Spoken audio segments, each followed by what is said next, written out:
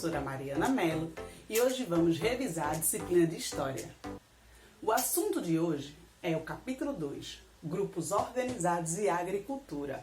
Vocês estudaram há pouco tempo com a professora Elza o capítulo 1, que referente à questão da passagem do nomadismo para o sedentarismo, ou seja, o homem, quando ele era caçador-coletor, aqueles grupos humanos caçadores e coletores, quando eles passam a se sedentarizar.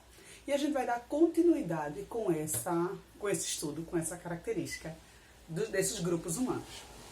Vamos lá. No capítulo 2, Grupos Organizados e Agricultura, a gente vai falar sobre esse desenvolvimento da agricultura. Como ela foi importante, crucial, para que os povos mudassem todo o seu sistema, toda a sua forma de organizar. Então vamos lá. A agricultura e a pecuária, a domesticação de animais e a criação de plantas e animais, a gente vai ver que ela vai desencadear uma série de mudanças na organização dos grupos humanos. Por exemplo, a gente pode ver aqui as cidades. A cidade, ela só surgiu porque houve primeiro esse processo de agricultura e pecuária. Como, por exemplo, a gente pode ver aqui. Numa simples fórmula matemática, histórica matemática, a gente pode perceber que o cultivo de alimento, ou seja, a agricultura atrelada à domesticação de animais, a gente pode perceber que ela acarretou, sua principal consequência foi a Revolução Agrícola. Ou seja, explicando um pouquinho mais devagar, voltando para a gente relembrar nossos conteúdos. O cultivo de alimento, a agricultura, que foi criada, foi desenvolvida com as mulheres no período neolítico, a gente percebe que as mulheres, como elas eram responsáveis pela caça, como já foi falado pela professora, elas começaram a perceber o meio que viviam, a natureza. Elas começaram a analisar. E com isso, a gente percebe que ela estava muito mais próxima do cultivo. Então é atribuído à mulher a questão de domesticação das plantas, porque ela analisava as sementes, cruzavam espécies. E com isso, houve esse processo de sedentarização. Então a gente vai ver que o cultivo de alimentos, a agricultura, mais a domesticação de animais, que está atrelada à pecuária, que é a ideia de pecuária, você vai agora saber quais espécies podem ficar juntas, quais não podem, como é o processo de reprodução, como é a questão de você juntar quais as espécies que podem ser domesticadas, conseguem ser com mais facilidade domesticadas. Tudo isso vai ocasionar a revolução agrícola, porque graças a ela que vai fazer essa população se fixar, sedentarizar, tá certo? Dando continuidade. Então, a revolução agrícola, ela vai ocasionar algumas consequências. E que consequências são essas? Vamos ver. A primeira consequência, a gente pode dizer, é uma maior oferta de alimentos. Ou seja, agora, professora, quer dizer que vai ter mais comida para essas pessoas? Sim. Se eu tenho agora no quintal de casa, pertinho de casa, uma plantação, eu não vou precisar ir para outros lugares, eu não vou precisar caminhar, fazer grandes jornadas de dias para conseguir meu alimento, para conseguir coletar alguma coisa. E se eu não conseguir comida? Veja como era a vida antigamente, era muito complicada quando eles caçavam e coletavam. Agora, se eu tenho mais comida em casa, se eu tenho agora domesticação, então eu consigo fazer um cálculo para que todo ano eu tenha comida, durante longo tempo eu possa ter comida, tanto animal quanto vegetal, o que isso vai acontecer? A vida com mais segurança. Eu não preciso sair, como eu acabei de falar, eu não preciso sair para grandes distâncias, lugares bastante complexos, perigosos, então com isso eu tenho menos riscos. O que vai acontecer? Graças à agricultura e à pecuária, ou seja, a domesticação de animais. Então com isso, como eu não caço e não coleto, eu tenho mais segurança. Eu tendo mais segurança, eu ficando mais tempo no meu local seguro, com os meus familiares, com os grupos, né, que eu fazia parte, o que vai acontecer com esse grupo, essa sociedade? Vai ter uma maior expectativa de vida. Ou seja, ela vai a partir de agora viver mais tempo, essa pessoa, ou essas pessoas vão poder viver por mais tempo.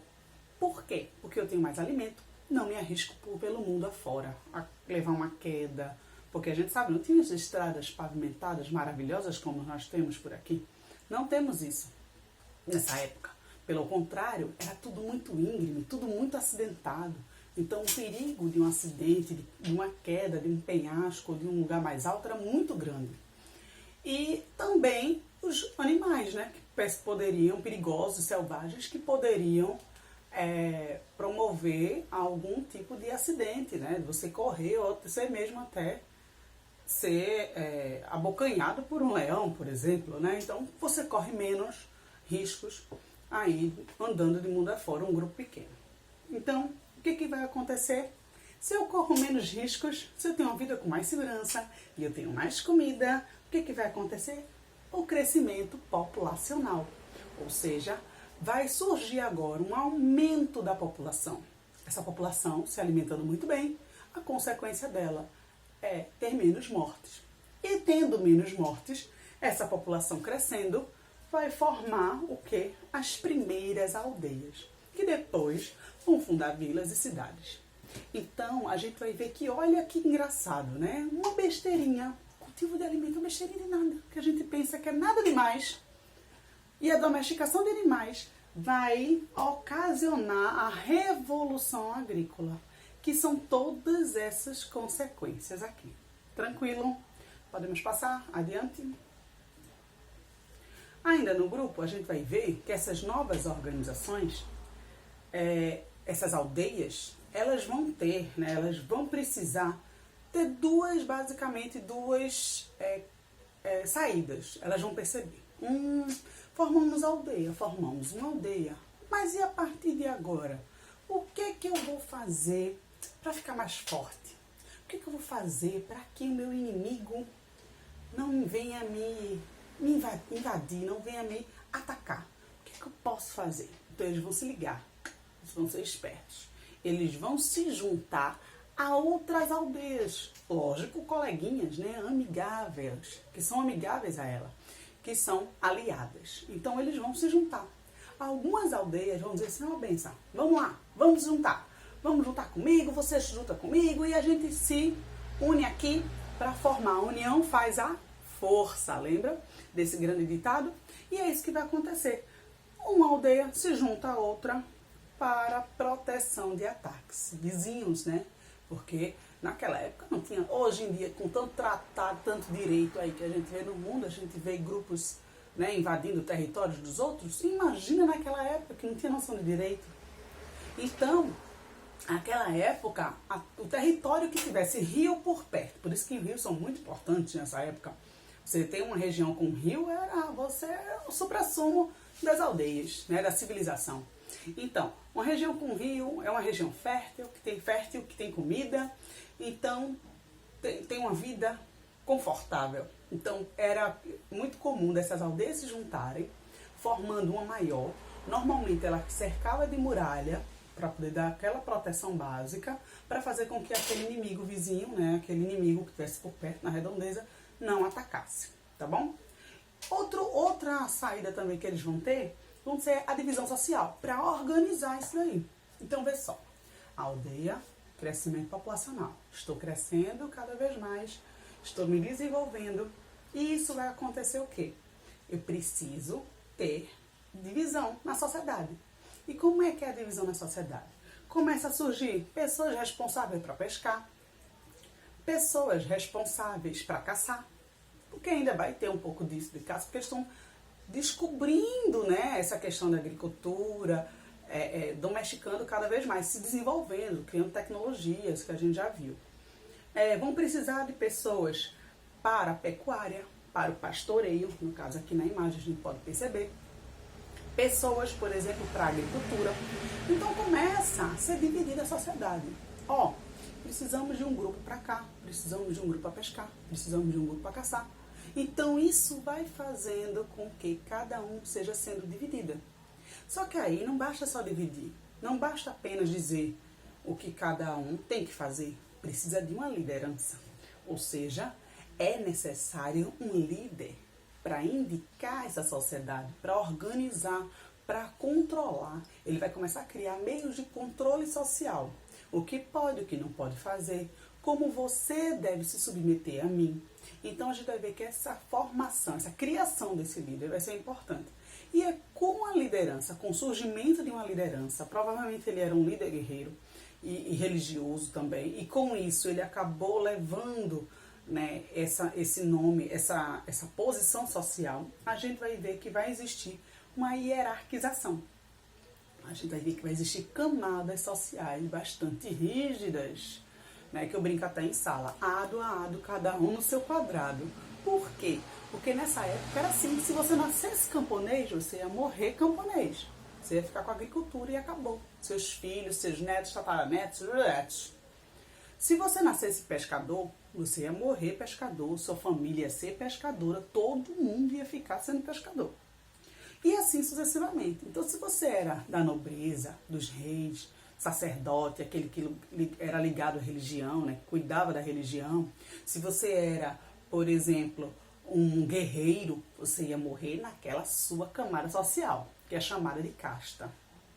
Essas camadas sociais aqui que vocês estão vendo, elas são bastante rígidas, mas elas vão dar essa divisão social, ou seja, hierarquia.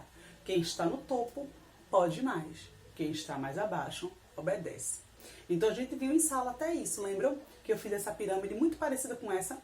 Os reis, né, que é colocado de forma geral, vai depender de cada lugar. Os militares têm uma posição bastante forte, contundente nessa sociedade. Os comerciantes, os camponeses, artesãos e a base, aquela que vai ser colocada como uma propriedade, eram os escravos, né? Vão ser os escravos. Esses escravos eles poderiam ser de duas formas.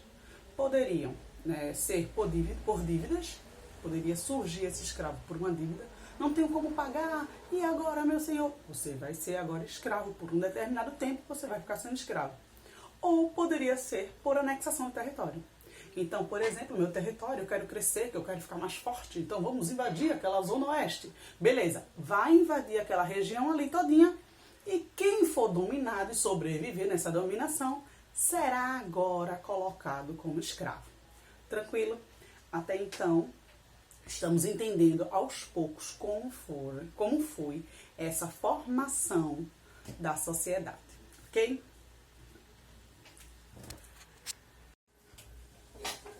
Então a gente vai ver que o estanho mais o cobre vai dar a liga metálica, que é o bronze.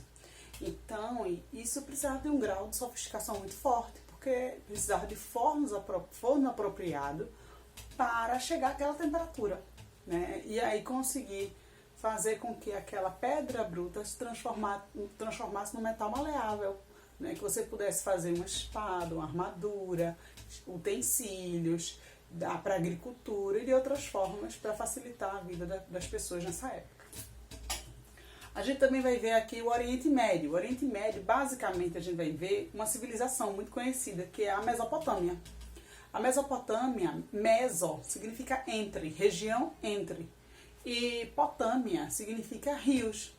Então, é uma região entre rios. E quais foram esses rios? Quais os principais rios dessa região da Mesopotâmia? Seria, no caso, o Rio Tigre e o Rio Eufrates. Esses dois rios aqui, que a gente pode ver na imagem, a gente vê que esses dois rios, lá naquele mapinha que eu mostrei onde fica a região da Mesopotâmia, do Oriente Médio, a gente vê que esses dois rios vai dar a essa região uma característica fértil. Então vai ser um ambiente bastante fértil, propício. Então vão existir várias cidades nessa região e cidades independentes. Cidades que muitas vezes vão até se unir, dependendo de uma situação, de um mal ou de um perigo iminente que possa estar surgindo aí nessa situação. Então a gente vai ver que essas cidades vão acabar formando cidades-estados, cidades autônomas, independentes, com seu próprio líder, forma de governo, que a gente vai estudar mais pra frente. Então aqui um grande exemplo que a gente pode dar seria a Mesopotâmia, com essas grandes cidades, Uruk, Nippur, Lagash e várias outras. chamada como um berço de civilização. É nela que a gente vai ver, como eu falei para vocês, o sistema de irrigação complexo, uma sociedade hierarquizada, com um reino chamado patese, com sacerdotes com grandes poderes na sociedade, com guerreiros, artesãos, camponeses, comerciantes e escravos também. E por fim, o Vale do Indo. O Vale do Indo, essa região, como eu também mostrei, próxima ali da Índia, na Ásia. Hoje em dia, se a gente for ver a localidade dela, compreendia os países Paquistão, Afeganistão e Índia. Essa região tem um caráter muito fértil e por isso vai também surgir as principais cidades. Como, por exemplo, se a gente fosse colocar um grande exemplo de civilização dessa época da Idade Antiga e nessa região do Vale do Indo, seria Harappa. Existem outras, mas Harappa ela é um grande símbolo de sociedade. Por quê? Harappa era uma sociedade altamente sofisticada. Ela tinha um nível de sofisticação muito alto. Então, a cidade de Harappa, ela vai ter muralhas, né? Vai estar cercada de muralhas. Lembra que eu falei no início da aula que essas cidades, para se proteger, muitas delas, a primeira coisa que vai fazer é uma muralha para poder ter essa proteção. Avenidas largas, né? Isso também era muito importante. E mostrando esse grau de complexo, né? Esse grau de sofisticação que essa cidade tinha. Era planejado, então você via aquelas avenidas largas, retas, né? Transversais, também existiam paralelas e transversais, então todo um esquema de organização, de planejamento da cidade, bem avançado para a época. Praticavam também a agricultura em Harappa, né? Então a gente tinha tanto a agricultura quanto a pecuária, era bastante forte. Mas principalmente também a metalurgia. A gente vai ver que ela tinha um grau muito forte. Os fornos, os moinhos e os fornos de Harappa, né, é conhecido até hoje. E o comércio com outros povos, principalmente a Mesopotâmia, aquele grupinho aqui que a gente acabou de estudar, que a gente acabou de citar. Então, eles também comercializavam. Então, mostrava, você pode perceber que existia um contato, uma relação entre civilizações e que um acabava aprendendo do outro. Então você vai ver que eles, além de trabalharem com a subsistência, de se manterem, aquele excedente, aquela sobra, era também vendida em outras sociedades, como no caso a Mesopotâmia. Então a gente pode perceber aí como aos poucos elas estão, né, essas sociedades, esses grupos humanos estão se desenvolvendo e criando um sistema complexo cada vez mais, né, de desenvolvimento, de organização, né, social. Aí a gente vai também saindo um pouquinho desse mundo tão longe, tão distante, né, como o Vale do Indo, África e Oriente Médio, e vindo aqui para o Brasil, tentando fazer essa ponte com o que vocês já estudaram, inclusive com o que vocês têm de mais próximo. A gente pode perceber aqui, por exemplo, as comunidades de remanescentes quilombolas. Né? O que seria isso? São remanescentes por quê? Porque eles estão presentes ainda até hoje, esses grupos quilombolas, esses quilombos, porque eles vêm de uma origem, né, de uma pressão e repressão colonial que existia aqui com os escravizados. Então, ele é o quilombo, um símbolo de resistência. Os remanescentes quilombolas, eles vêm para resistir, né, ao longo do tempo e diante de grandes dificuldades, principalmente territoriais, de manutenção de territórios, porque muitas vezes é rico em fontes naturais e tem muitos conflitos com o governo, muitos conflitos com proprietários de terra, né, incluindo aí essa proteção a eles. Então a gente vai ver que é uma organização, né, que se manteve ao longo do tempo, desde o período colonial. Em 13 de maio de 1888, surgiu, foi criada a Lei Áurea, e a Lei Áurea aboliu a escravidão no Brasil, então ele deixou de ser ilegal, ele deixou de ser escondido, né? Mudou o formato dele, mas ele ainda manteve, sim, sua característica, né, de resgatar a questão cultural, né, de manter a preservação cultural africana, né, afro-brasileira. Né? Também lá, o que a gente pode ver? Ele tem a cultura de subsistência, que é aquela cultura que se mantém, né? Tudo que eles produzem é para própria manutenção e sobrevivência da própria comunidade, e também vivem do artesanato, né, do turismo, quando chegam lá. Então eles podem ir feiras, que eles têm os períodos de feiras, então eles produzem os artesanatos para vender. Então a gente vai encontrar aí, até hoje, em vários lugares do Brasil, a gente pode ter exemplos de quilombos, né, remanescentes quilombolas aí, na luta com resistência e preservação dessa cultura. Então a gente pode ver, por exemplo, nessas imagens, a primeira aqui de cima, seria uma representação do Quilombo dos Palmares. O Quilombo dos Palmares teve seu principal líder Zumbi, que morreu em 1695, e ele vai morrer por Domingos Jorge Velho, vai ser capturado.